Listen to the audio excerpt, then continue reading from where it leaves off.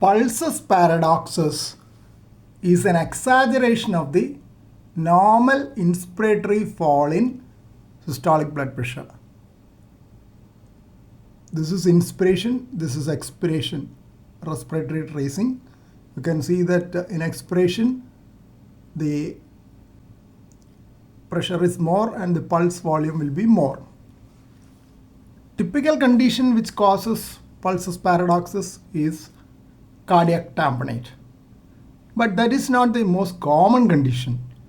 Most common condition is chronic obstructive airway disease, where the swing in arterial pressure is due to the wide swings in intrathoracic pressure.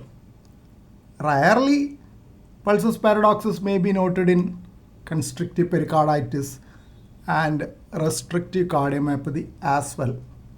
This is a still image from an echocardiogram showing a large pericardial effusion typically seen in cardiac tamponade. In the intensive care unit, if the person is on invasive intra-arterial blood pressure monitoring, it is easy to document the inspiratory fall in arterial pressure. There will be respiratory tracing also seen on the monitor. Similar pattern can also be seen in pulse oximetry tracing. Difference in blood pressure between inspiration and expiration is sometimes called as so many millimeters of mercury paradox, like 15 millimeter mercury paradox or 20 millimeter mercury paradox. Clinical documentation is using blood pressure cuff and listening to the Korotkoff sounds.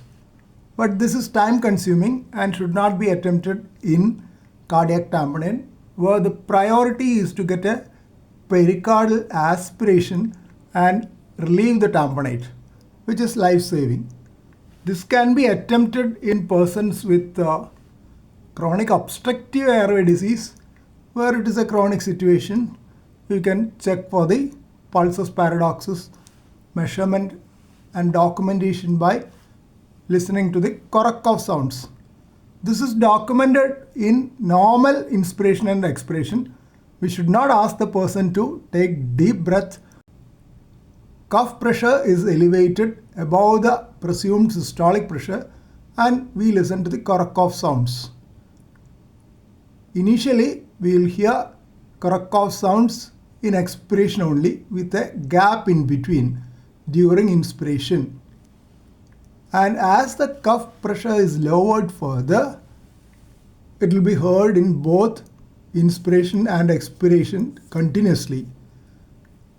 The difference between the cuff pressure when the Korotkoff sounds are heard intermittently and when it is heard continuously will give you the measurement of the paradox, 15 millimeter or 20 millimeter of mercury. You don't have to look at the respiration. You need only hear the sounds, because when it is heard continuously, it is the lower level, and when it is heard intermittently, that is the upper level.